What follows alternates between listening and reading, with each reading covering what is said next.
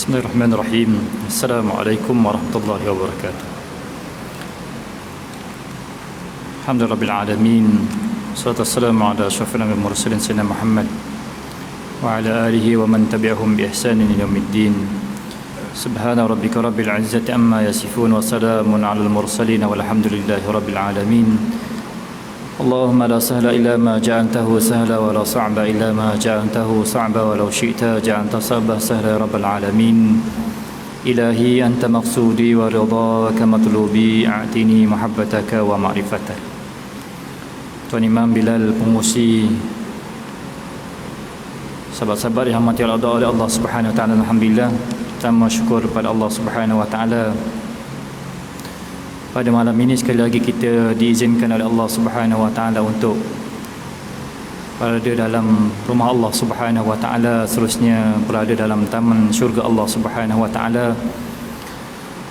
Moga-moga keberadaan kita di dalam majlis ini menjadi asbab kepada pertemuan kita dengan Allah Subhanahu wa taala, sebagaimana firman-Nya, faman kana yarju liqa'a rabbih falyamal 'amalan salihan wa la yusyrik bi'ibadati rabbih ahada. Siapa-siapa yang bercita-cita untuk bertemu dengan Allah Subhanahu wa taala, maka hendaklah dia beramal soleh dan tidak syirikkan Allah Subhanahu wa taala dalam ibadatnya. Alhamdulillah, kehidupan yang sedang kita lalui ini suatu kehidupan yang memang dirancang oleh Allah Subhanahu wa taala. Tidak berlaku secara kebetulan ataupun tidak ada arkiteknya yang merancangkan ataupun yang menginginkan perkara tersebut. Sudah pasti sebagai seorang yang beriman kepada qada dan qadar, menerima apa yang dirancangkan oleh Allah Subhanahu wa taala dengan hati yang sejahtera. Namun daripada sifat kemanusiaan yang diletakkan oleh Allah Subhanahu wa taala pada kita, akan terasa juga dengan stres, bosan, pelbagai masalah. Sengaja Allah Subhanahu wa taala buat begitu supaya kita rasa dunia ni, ya Allah, kalau boleh cepat lagi baguslah ya Allah, gitu kan. Kita akan rasa macam nak tinggalkan dunia, tak sayang lagi kepada dunia. Tapi kalau Allah Ta'ala buat keadaan dunia ni dia tenang, aman, kita tidak ada rasa jemu, bosan, maka akan berlaku kesusahanlah kita untuk berpisah dengan dia.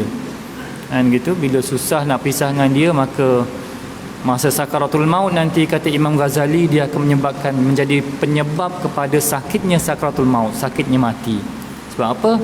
Cinta kita kepada dunia tu sangat kuat, tak nak pisah dengan dia. Ada banyak kes yang saya ketemu. Kadang-kadang orang kita ni bila susah nak meninggal, kadang dia panggil ustaz dan sebagainya. Nanti, ustaz, tengokkan ustaz, ada saka ke ustaz? Ya, macam susah sangat, sakit dan nak pergi, tak pergi lagi, sakit dan nak pergi, tak pergi lagi. Cuba ustaz tengokkan. Tengoklah. Memang semua orang ada saka. Kalau tak ada saka, tak jadi kita. Semua ada saka. Pergi tengok, tak ada ni. Yang adanya ialah isterinya ataupun suaminya, anak-anaknya tak nak lepaskan. Tak nak lepas. Dia punya perasaan tu kuat lagi, tak nak lepas lagi. Kawan tu dah nak pergi tapi tarik balik. Gitu. Jadi kita pesan pada anak-anak, isteri, suami, sebagainya, kalau keadaan tu berlaku, kita redha je. Tak apalah ya Allah, saya redha dia pergi ya Allah. Kita cakap pada hati kita ni, dia kita, tak apa ya Allah, kalau kau nak ambil dia dah sampai masanya ya Allah, kau biarlah dia pergi dengan baik. Kalau tidak dia jadi sekatan tu, itu antara tanda lah bahawa bila dunia tu dia punya tarikan dia kuat, maka perpisahan tu agak sukar untuk dipisahkan. Macam kita nak pisah dengan anak kita, hantar ke asrama je, tapi kita sayang sangat dia. Jadi dah nak hantar asrama, tengok lagi, dan atas kereta lambai lagi, gitu kan. Dia jadi susah nak berpisah. Jadi begitulah.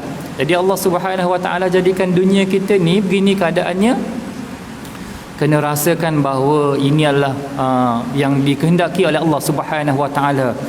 Allah susahnya hidup di sini. Memang dunia begitu, Allah Subhanahu Taala jadikan. Kalau tidak, nanti kita cinta kepada dia dan kita akan selesa nak duduk di sini saja, sedangkan tempat kita ialah dalam syurga Allah Subhanahu Wa Taala, penuh dengan kenikmatan Allah Subhanahu Wa Taala. Jadi Allah Taala jadikan dunia ni begitulah keadaannya, dan jangan pula kita rasa, ya Allah, kenapalah kau jadikan macam ni. Memang begitu Allah Ta'ala buat supaya kita faham bahawa dunia ni bukan tempat tinggal kita, tapi sebenarnya ialah kita pergi pada akhirat Allah Subhanahu Wa Ta'ala. Tapi peluang yang diberikan oleh Allah Subhanahu Wa Ta'ala, apa peluang yang diberikan oleh Allah Subhanahu Wa Ta'ala kepada kita? Dia rebut peluang tersebut.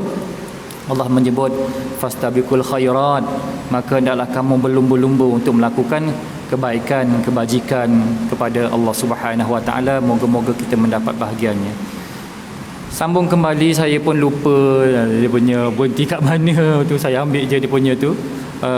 Tarikh berhenti iaitu 24, sebelum 24 hari bulan 24 bulan 11 tahun tu. Betul kot dia punya tu, lain tu tak ada tanda. Saya ambil kat situlah. Hampir habis kitab hikam yang kita baca ni, hikam ataupun hikmah yang ditulis Ibn Athaillah As-Sakandari sebagai pedoman kita, perjalanan kita ke akhirat Allah Subhanahu Wa Taala. Saya rasa tak sempat juga kot ni, lepas pada puasa sambung sikit lagi habis lah. Habis. Kalau ada panjang umur, kesempatan, insya-Allah kita sambung kitab lain. Macam nak berhenti je. Bagi peluang pada orang lain, kita nak duduk dengar pula kan. Jadi bagi peluang pada Ustaz. Dah bertahun-tahun juga kita ngajar kitab ni, dan insya-Allah ada peluang kita nak duduk dengar balik. InsyaAllah. Tajuk pada malam ini sebut agar jemu pada dunia, agar kita ni jemu kepada dunia. Allah Ta'ala menyebut wamal hayatud dunya illa la'ibun wa lahwun. La'ib wa lahwun, ataupun setengah ayat disebut lahwun wa la'ib. Dia lahwun dalam keadaan lupa, lalai, tempat untuk bermain. Ini sifat dunia. Wa innad darul akhirata lahiyal hayawan. Hayawan tu bukannya maksud haiwan ni. Selalu Imam Ismail dia baca ayat ni, dia baca apa pula wala darul akhiratu lahiyal hayawan. Sesungguhnya akhirat itu ialah tempat hidup yang sebenar. Bukan hayawan haiwan gitu, haiwan. Hayawan ialah hidup yang sebenar. Lau kanu ya'lamun, kalau sekiranya mereka mengetahui. Dia punya hikam pada malam ini, innama ja'ala mahallan lil aghyar wa ma'dinan lil aqdar tazhidan laka fiha. Allah sengaja menciptakan dunia ini sebagai tempat perubahan. Dia tidak kekal begitu, berubah je. Beli kereta seminggu, beli kereta 2 minggu, basuh lagi. Masuk 3 minggu dah tak basuh. Biar je. Lagi-lagi kalau tercala, awal-awal sayang lagi, kilat, lepas tu kena cala sekali, pun kemek ke kan. Kereta rumah saya tu minggu pertama apek dalam satu lorong juga. Dia jalan tegak, apek tu keluar daripada lorong jiran, habis tukar pintu. Baru seminggu beli kereta rumah. Tu dia tengok kereta dia pun itu pergi beli kereta sendiri tu. Saya pun tak pergi tengok, dia pergi sendiri tengok, aku nak pilih kereta ni, beli. Dia beli. Seminggu je tak sampai, lepas dia tengok je, basuh pun tidak. Begitulah dunia. Dijadikan sayang sekejap je, lepas tu dah mula jemu dengan dia, dah mula tu tengok yang baru pula, keluar yang baru, tengok berkenan lagi. Itu kalau pakai sekejap dah tak rasa tu lagi. Memang begitu keadaannya. Allah Ta'ala jadikan dunia ni sebab ada sesuatu yang lebih berharga kan. Contoh, diberikan pengkhabaran kepada kita di dalam syurga nanti, kalau disebut buah anggurnya sebesar buah kepala kita gitu kan, sebesar kepala. Buah anggur sebesar kepala. Sekali makan, makanan cubitan yang gigitan yang pertama sedap, gigitan kedua lagi sedap, gigitan ketiga lagi sedap, gigitan keempat lagi sedap. Bila nak habiskan buah anggur tu lagi sedap lagi. Agaknya kalau kita kat dunia ni, Allah Ta'ala bagi buah anggur tu satu je, tak buat kerja lain lah kita. Bagi bangga tu je, makan dulu kat situ je, tak buat apa-apa gitu. Tapi syurga masya-Allah banyak lagi nikmat Allah Subhanahu Wa Taala. Cuma dia sebagai suatu iman kepada kita hari ini disebut kepada kita, kamu percaya tak tentang kehidupan ini. Jadi kita perhatikan dalam kehidupan kita benar, dunia ini beginilah sifatnya, dan dia akan berubah, dia akan tu supaya kita ni ada perasaan jemu kepada dia dan kita mencari yang hakikat yang sebenar, mencari kekal yang sebenar. Ini bersama dengan Allah Subhanahu Wa Taala. Sebagai tempat perubahan dan sumber kerusuhan, rusuh dalam hati, rasa tidak puas, bosan, stres dengan perkara tersebut. Nasi apa yang paling sedap sekali? Nasi Arab. Nasi apa? Haji Razak, kau makan nasi apa sedap sekali? Lauk. Nasi biryani. Nasi biryani. Cuba bagi makan seminggu. Nasi biryani pagi, tengah hari, petang. Pagi, tengah hari, petang. Seminggu je. Macam pergi umrah awal-awal sampai je umrah nasi Arab, wah sedap ni, sedap. Esok nasi Arab lagi, lusa nasi Arab lagi, lepas balik pada umrah je dia bau nasi Arab. Tak boleh bau nasi Arab. Mak mertua saya bau nasi Arab, tak boleh dia. Sebab apa? 2 minggu kat sana asyik nasi Arab je. Dia apa? Tengok, begitulah. Paling sedap tu nasi kita makan dah. Jemu makan. Akhirnya makan belacan juga sedap makan belacan, makan budu sedap. Ada. Sebut pun keluar air liur. Saya kalau sebut buah zaitun awal-awal makan pahit. Tapi kalau sekarang ni kalau bunyi buah zaitun pun kita rasa macam keluar air liur. Makan masya-Allah. Tak payah makan lauk lain, letak zaitun je, buah zaitun tu dengan nasi pun saya boleh makan. So dia dah jadi tu macam sedap kan, masya-Allah. Tapi kalau bagi makan setiap hari yang tu jemu kita. Jadi kena faham tu kenapa Allah Taala buat begitu kepada kita. Sebab ada sesuatu yang lain yang tidak jemu untuk kita lihat, jangan untuk jemu untuk kita bersama dengannya. Dia disebut syurga yang paling tinggi itu ialah syurga melihat Allah Subhanahu Wa Taala. Adapun bidadari, adapun kesenangan dalam syurga, kenikmatan dalam syurga, semua tu makhluk kecuali Allah Subhanahu Wa Taala, bukan makhluk. Jadi kalau boleh masuk syurga dan melihat Allah Subhanahu Wa Taala, itu merupakan kenikmatan yang paling tinggi yang disebut oleh Rasul, ma ainun ra'at wala uzunun sami'at wala khatara ala qalbil bashar. Mata tidak pernah melihat, telinga tidak pernah mendengar, dan tidak pernah terlintas dalam hati. Macam mana sebenarnya? Jadi mesti menanamkan kerinduan yang sungguh-sungguh untuk bertemu dan melihat Allah Subhanahu Wa Taala. Melihat Allah Subhanahu Wa Taala macam mana kan? Kalau dia bagi lihat mendapat bidadari pun dah cukup, kita tak buat kerja lain. Kalau dapat lihat bidadari, itu yang diciptakan oleh Allah Subhanahu Wa Taala. Macam perempuan-perempuan yang melihat Nabi Yusuf jalan masuk, yang ni potong sampai terpotong tangannya, berdarah tangan pun tak rasa sakit. Baru melihat penciptaan yang diciptakan oleh Allah Subhanahu Wa Taala, bukan yang menciptakan. Lalu para ulama menyebut, kalau sekiranya ahli neraka diperlihatkan Allah Subhanahu Wa Taala, nescaya siksaan neraka yang hebat itu pun tidak mereka rasai. Tak rasa neraka. Kalau dapat melihat Allah Subhanahu Wa Taala, ahli neraka kalau diperlihatkan Allah Subhanahu Wa Taala kepadanya, dia tengah diseksa dengan seksaan yang paling tinggi itu pun, bila melihat Allah Subhanahu Wa Taala, neraka tu pun dia tak terasa. Masya-Allah. Kalau ahli syurga duduk dalam syurga, tapi kalau tidak melihat Allah Subhanahu Wa Taala, dia rasa kosong je nanti hidupnya. Gitu. Dan jadi dia punya nikmat yang paling besar ni ialah melihat Allah Subhanahu Wa Taala. Tu bagi pesanan pada diri kita masing-masing. Kadang-kadang mata kita ni dia melihat sesuatu yang diharamkan oleh Allah Subhanahu Wa Taala. Lihat zaman sekarang ni, kita tengah FB je ataupun termasuk tu dia melintas benda-benda yang haram. Kita pun seronok tekan tengok benda tu. Pesan pada mata kita, mata ni untuk melihat Allah Subhanahu Wa Taala. Kalau kamu melihat sesuatu yang diharamkan oleh Allah, nescaya kamu haram melihat Allah Subhanahu Wa Taala. Dia mungkin gitu kan, kita kena sentak sikit.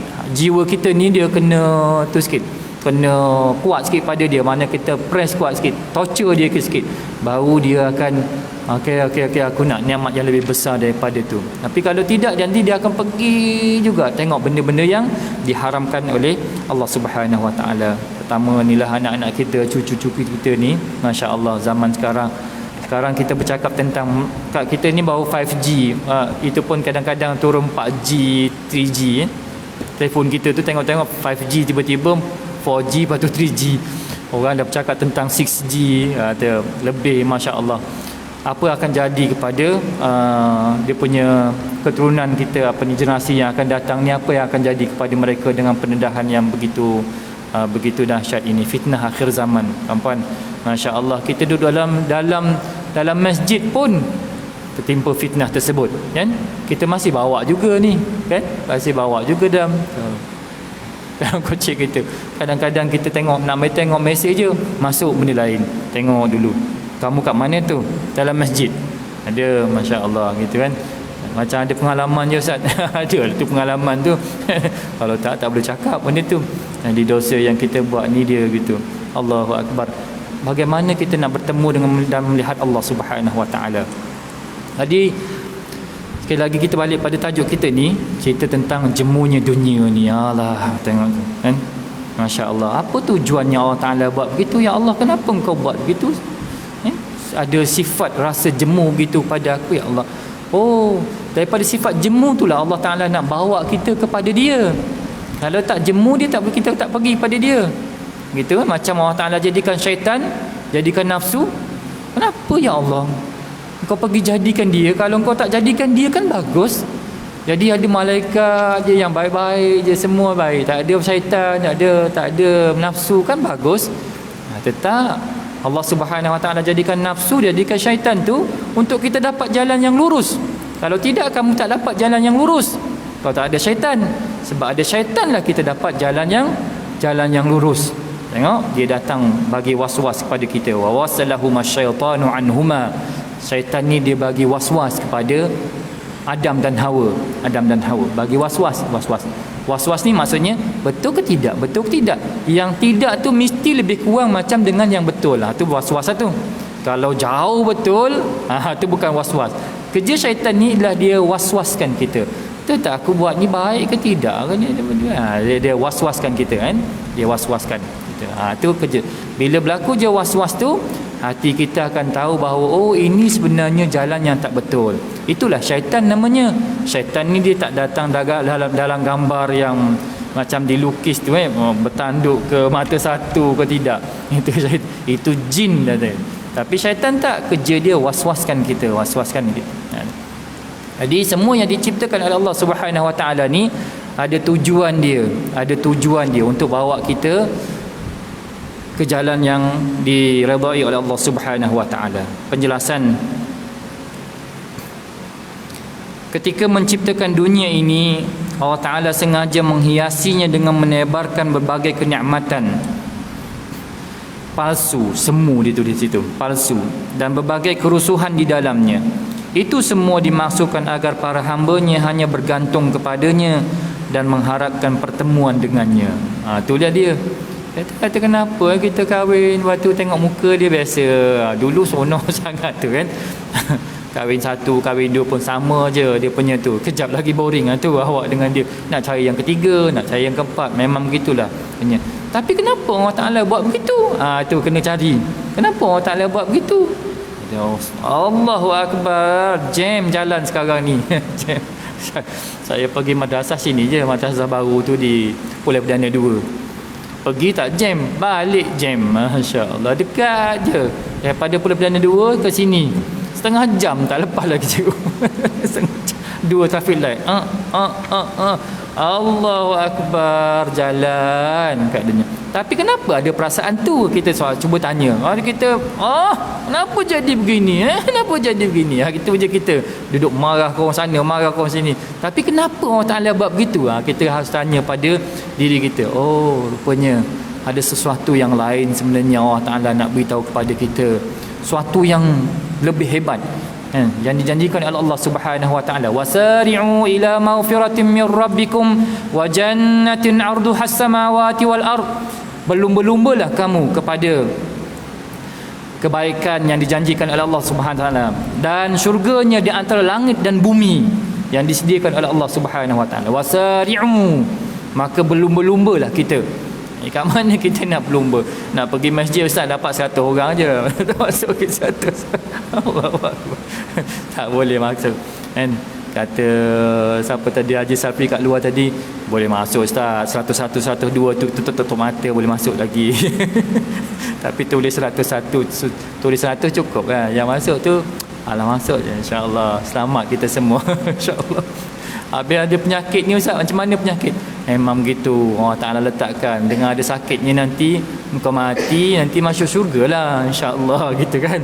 Tapi sementara kita ni jagalah kehidupan kita ni untuk merebut peluang yang diberikan oleh Allah Subhanahu wa taala. Okey.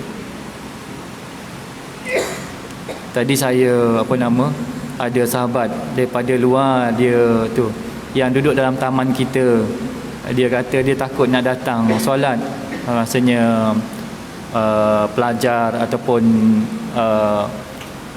orang-orang Arab yang duduk di kawasan kita, dia malu kata nak datang, takut kena marah, takut tu. Atau kalau dia kenal kita dia adalah penduduk di sini, memang duduk sini bertahun-tahun dah, saya rasa insya-Allah JK bagi masuk. Pergi je insya-Allah. Lagi cukup tu, kota tu boleh je masuk. Betul kot? Betul tak Ji? Boleh Ji? Boleh. Kalau orang yang tu pelajar kita duduk sini 3 tahun, 4 tahun, tak bagi masuk.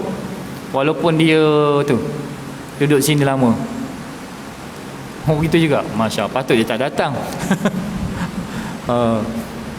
Rasanya dia pun dah sama macam kita kot. Kalau kita duduk sini sebulan, kita tak ada apa masalah, dia pun sama juga. Dia lebih kurang kan. Wallahu alam. Kan? Mungkin boleh dipertimbangkan, wallahu alam kan. Jadi mereka jadi ahli qaryah kita, dah duduk sini berapa tahun? 3 tahun. Tak pergi mana-mana, duduk sini tak pergi mana-mana. Boleh kot. Gitu kan. Ini saya. Dulu ada yang bertanya ustaz-ustaz yang pegang pengurusi. Dia mesej tanya, ustaz macam mana tu ni? Saya bagi jawapannya begini. Ustaz yang tidak pegang tanggungjawab, dia boleh saja bagi apa-apa cadangan fatwa. Tapi ustaz yang bertanggungjawab, dia ada portfolio. Dia bertanggungjawab. Diberikan jawatan, diberikan amanah. Dia akan lebih fikir lebih daripada kita yang sekadar kita tengok gitu. Jadi apa yang dipikirkan oleh orang yang berpegang amanah ni betul, tuan-puan buatlah. Buat. Kan? Tapi kita penceramah bebas, penceramah yang datang sekali-sekala dia bagi ni, dia bercakap dia tidak pegang jawatan tersebut. Kalau apa-apa berlaku pun dia kata aku tak tahu. Jadi balik semula kepada orang tu yang dia memang dipertanggungjawabkan dan dia laksanakan amanahnya, balik semula. Jadi kalau tuan-puan dah diberikan amanah itu, kita fikir dengan sebaiknya itulah yang kita boleh buat, maka buatlah. Jadi kita ada jawapan dengan Allah Subhanahu wa taala. Mudah begitu kan. Dia ustaz ni bagi cadangan begitu, ustaz ni bagi cadangan begini. Tak tu juga. Dan kita ni boleh bagi cadangan, tapi sekadar cadangan yang kita boleh lepaskan. Tapi ustaz-ustaz yang ada amanah ni dia lebih lagi. Jadi kalau yang pegang portfolio dan dia dah melaksanakan semua tu, boleh ikut dia punya pandangan. Ketika menciptakan dunia ini, Allah sengaja menghiasinya dengan menebarkan berbagai kenikmatan palsu dan berbagai kerusuhan di dalamnya. Itu semua dimasukkan agar para hamba-Nya bergantung kepadanya dan mengharapkan pertemuan dengannya. Moga ya Allah, saya bertemu denganmu ya Allah dengan hari yang semuanya bergembira. Semua bergembira. Hari ini dunia masya-Allah susah. Kaya pun susah, miskin pun susah, semua susah. Hidup kat dunia ni kan susah. Semalam ada seorang sahabat bercerita tentang seorang tua yang diberikan duit oleh anaknya sebanyak 7 juta. Anak dia ada harta sikit, dia bagi masuk dalam akaun ayah dia 7 juta. Ayah dia pergi solat tak senang hati, pergi minum mengetel tak senang hati. Dia pun kata, engkau ambil balik lah tu. Aku jadi gelisah jadi. Sebab apa? Ada duit 7 juta dalam tank ada duit 7 juta. Dia jadi tak jadi itu. Bila anak dia ambil balik jadi okey, senang. Tenang hati. Apa-apa berlaku pun tak kisah aku. Jadi gitu. Oh, rupanya orang kaya pun susah hati. Bukan orang miskin saja. Oh, kita dengar. Hanya hidup di dunia ini sekadar cukup tu alhamdulillah, dia akan menjadikan kita ni tenang. Tapi kalau lebih pun susah, kurang pun susah, minta kecukupan daripada Allah Subhanahu Wa Taala. Itu semua dimaksudkan agar para hamba hanya bergantung kepadanya dan mengharapkan pertemuan dengannya. Setelah menyedari bahawa apa yang mereka hadapi dunia hanyalah fata morgana yang menipu. Faham? Kita nak beritahu diri kita ni bukan senang. Sebab cuba kau tengok ni, tangan kita ni sebenarnya digerakkan oleh Allah. Tapi kita nak beritahu pada diri kita supaya dia benar-benar yakin, sangat susah. Ya ke ustaz? Tengok saya nak ambil air boleh? Tengok saya nak ni boleh? Saya yang buat ni. Ya, jadi susah tu kita nak masukkan tu. Tak. Yang ni palsu ni. Yang hidup di sekarang ni hidup yang kita nampak seolah-olah macam di padang pasir depan sana air, tapi kita pergi dia bukan air. Panas je, wap je. Kita nak beritahu benda tu susah. Ini dunia ni tempat bersukaria, tempat lara, tempat di sini. Oh, sudah. Tak boleh nak terima. Tak boleh nak terima. Macam tadilah kita kata engkau boleh hidup, kita boleh hidup, kita boleh bernafas ni sebab Allah Ta'ala bagi pada kita. Ya ke ustaz? Tengok saya nampak boleh. Ni kan kita rasa macam kita milikinya mutlak, tapi sebenarnya kau tak miliki apa-apa. Allah Ta'ala beri gambaran pada kita. Cuba kau tengok burung tu. Burung. Awalam yarau ila at-tayri fawqahum safatin wa yaqbid ma yumsikuhunna illa ar-rahman. Kau tengok tak? Mereka tengok tak burung itu? Dia buka, tutup, buka, tutup. Siapa yang pegang dia? Ma yumsikuhunna illa ar-rahman. Tidak ada yang memegangnya kecuali ar-rahman. Kita tengok betul lah sayap burung tu buka, tutup, dia boleh terbang. Cuba tengok betul-betul. Dia buka tutup boleh terbang, betul ke? Dia mesti ada yang memegang dia. Tak pegang, baru dia boleh terbang. Kita pernah naik kapal terbang, di suatu tempat dia jatuh. Dia panggil apa tu? Air pocket. Dia akan, sebab tempat tu tidak ada yang memegang. Begitu juga dengan laut, air, bila kita lalu tempat yang tidak ada arus yang boleh memegang kapal tu, dia akan tenggelam. Contoh macam segitiga Bermuda. Dia tak ada tu. Tak ada yang tu arus untuk memegang tu. Macam juga di angkasa, di udara. Kita pun begitu. Ada yang memegang ni. Ada yang memegang. Tapi tak, kita rasa kitalah semua. Nafas aku, mata aku dapat melihat. Ketika Allah Ta'ala bagi mata, Allah bagi penglihatan. Dan Allah melihatkan. Dia bagi penglihatan mata, dia bagi kita penglihatan, kuasa untuk melihat, dan dia melihatkan, baru boleh nampak. Tapi kalau dia tak bagi, dia sekadar bagi mata, dia tak bagi penglihatan, kita tak mungkin boleh nampak. Dia dah bagi mata, dia bagi penglihatan, dan dia tidak menampakkan, maka kita juga tidak akan nampak. Masya-Allah. Jadi semua peringkat itu ada Allah Subhanahu Wa Taala. Tidak boleh berpisah. Dengar begitu juga. Semualah. Jadi punya kita nak beritahu pada diri kita yang tu susah. Atau kau dapat dengar tu, Allah Ta'ala bagi dengar tu. Kalau Allah Ta'ala tak bagi dengar, kau takkan boleh dengar. Tapi kita, ya ke? Macam aku sendiri boleh dengar je ni. Tengok, macam mana dia boleh dengar? Hanya sekadar gegendang begitu. Ada gegendang, ada pipe dia masuk, tiba-tiba boleh dengar suara. Macam mana kau boleh bercakap, membentuk suatu ayat? Bentuk ayat. Mana boleh keluar? Saya makan nasi. Tengok peti suara bila dia buka tu, tengok dia macam mana dia boleh tu. Jadi benda-benda ni dia akan membawa kita kepada Allah Subhanahu Wa Taala. Siapa yang sedarnya tinggi, maka dia sentiasa bersama dengan Allah Subhanahu Wa Taala. Sedarnya tinggi. Aku hidup, dapat hidup. Alhamdulillah, dapat hidup. Wah, busuknya lori sampah ni lalu. Rasa budak-budak kita terkentut dalam kereta. Busuknya ya, alhamdulillah. Bagus hidung awak. Sebab apa? Hidung awak masih berfungsi, kata. Bila kentut bau busuk. Bau busuk. Hati hidung masih berfungsi dengan baik. Ada orang tak apa, masa orang kena Covid, tuan-tuan tengok, bila dia makan dah tak rasa, bila dia bau tak betul. Macam mana ni? Covid itu tanda-tanda Covid. Masa kita alhamdulillah bau. Alhamdulillah bau gas, bau ni, bau semua, alhamdulillah bau. Alhamdulillah. Tengok.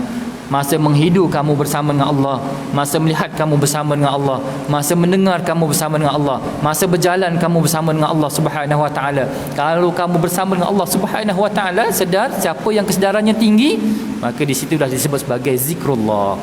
Zikrullah, orang yang sentiasa mengingatkan Allah Subhanahu Wa Taala. Di dunia ni Allah Subhanahu Wa Taala jadikan keadaannya begitu, hakikatnya supaya kita memikirkan bahawa ada sesuatu yang dijanjikan oleh Allah Subhanahu Wa Taala di sebalik ini. Di sebalik ini ada sesuatu yang dijanjikan oleh Allah Subhanahu Wa Taala. Azan 6 minit lagi. Okey, sempat ni insya-Allah. Dalam surah An-Nur ayat 40, surah An-Nur. Tuan-puan nanti balik. Dia cerita tentang dunia ni. Seolah-olah kita berada di dalam lautan. Dunia ni dia macam lautan yang ombaknya besar. Kalau kita berada di dalam lautan, terluka, darah tu warna apa? Kita menyelam dalam, terluka, darah tu warna apa? Siapa ke tak pernah luka dalam laut? Tak ada warna kan? Nampak gelap, hitam gitu. Tak ada. Dia tak ada warna merah. Tapi kita angkat, naik lagi, makin tinggi kita naik ke permukaan, di balik bawa perasan, darah, banyaknya keluar darah.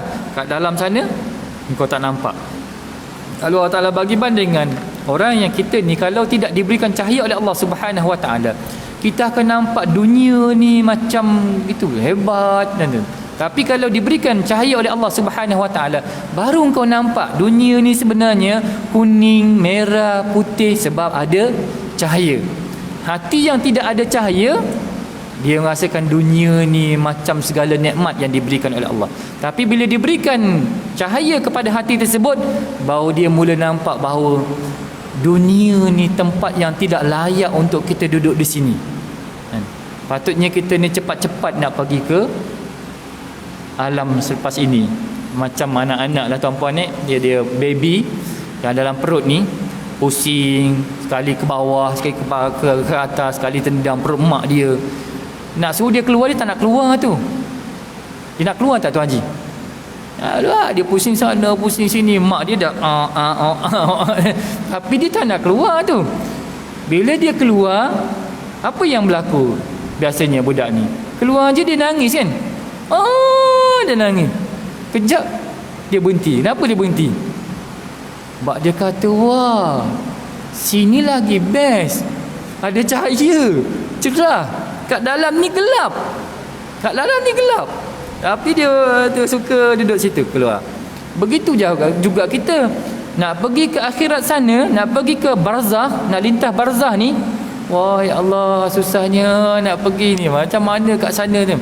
Tapi kita pergi je sana, nescaya orang yang menerima nikmat Allah Ta'ala tu, dia akan menyesal. Ya Allah, kenapalah lambatnya? Ya Allah, engkau panggil aku ke sini, ya Allah. Memang begitu kan? Begitulah keadaannya kita dengan apa yang dijanjikan oleh Allah Subhanahu Wa Ta'ala. Jadi laut dunia ni bagaikan lautan yang ombaknya penuh, ombaknya besar, tak nampak cahaya.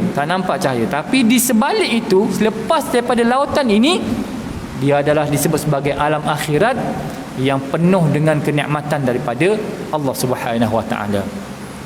Jadi engkau tinggalkan dia, dunia ni, cuba menyeberangi betul-betul dengan kapal yang sangat kuat, kapal yang kukuh, iaitu disebut sebagai kapal as-sabru war-ridha, sabar dan redha kepada Allah Subhanahu Wa Ta'ala. Sabar dan redha. Allah Ta'ala uji kita. Tak apa, sabar. Kekal lagi di atas kapal tersebut. Jangan terjun, sebab nanti kamu akan sampai di seberang itu. Kamu akan sampai nanti. Sekejap lagi kamu akan sampai di sana dan kamu akan menerima nikmat yang besar daripada Allah Subhanahu Wa Ta'ala. 200, hikam yang ke 200, 3 minit. 2 minit. agar mudah berpisah daripada dunia. Tujuan dia itulah Allah Ta'ala buat begitu supaya mudah pisah daripada dunia. Saya pernah tanya Wak, mana Wak tak tahu. Wak umurnya 80 lebih. Wak apa nama yang kecil-kecil kita ni yang selalu datang ni, selama tak nampak dia. Dulu dia mengaji dengan saya tanya Wak, saya nak doakan untuk Wak panjang umur lagi, boleh tak Wak? Wak kata tak payahlah Ustaz. Cukuplah. Bila-bila orang Ta'ala nak ambil je, Wak redha saja. Ustaz jangan doa lagi gitu. Masya Allah. Rupanya bila kawan-kawan sebaya dengan kita, contohnya kita ni sama gini kan, seorang pergi, bila kita masuk je budak-budak semua. Boring rupanya hidup di dunia ni bila tidak ada kawan-kawan yang sama dengan kita ni. Tengok semua dah tak ada. Ya Allah, bila lagi aku nak pergi sana kan? Dah pergi sana. Begitulah kita. Supaya kita mudah berpisah. Tapi kalau ada lagi nak tu lagi, kahwin muda lagi, itu lagi, susah nak pisah tu. Susah nak berpisah dengan dunia ini. Kita berhenti dulu untuk bagi laluan pada azan. Boleh? Takut dah. Boleh bagi dulu laluan. Saya baca ni, insya-Allah kita sambung lagi.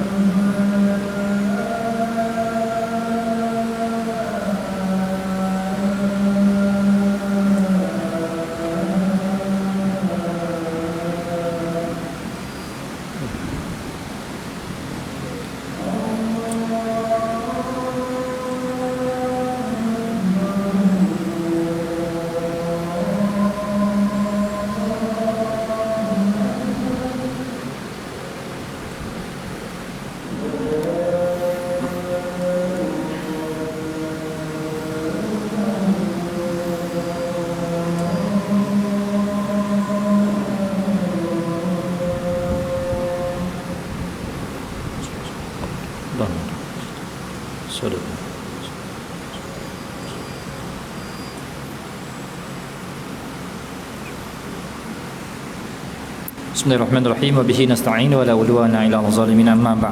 Saya tutup dengan hikam yang ke-200 ini, agar mudah berpisah daripada dunia. Allah Taala buat begitu supaya kita mudah berpisah daripada dunia. Matanya alima annaka la taqbalu nusha al-mujarrad fazawwaqaka min zawaqiha ma yusahhilu 'alayka wujudu firaqiha. Allah Taala tahu bahawa engkau tidak akan menerima nasihat belaka. Nasihat, ada yang tak boleh terima nasihat. Dengar je nasihat, tapi dia terima tak terima, terima nasihat. Jadi Allah Subhanahu Wa Taala tahu tentang diri kita, maka dia menciptakan atau merasakan kepada kita cita rasa dunia agar engkau mudah berpisah daripadanya. Bagi sakit pada kita, bagi tidak tenang pada kita, bagi stres kepada kita. Allah Taala buat begitu supaya kita tahu bahawa ianya bakal ditinggalkan. Sekadar nak bagi nasihat saja kita mungkin tak boleh terima.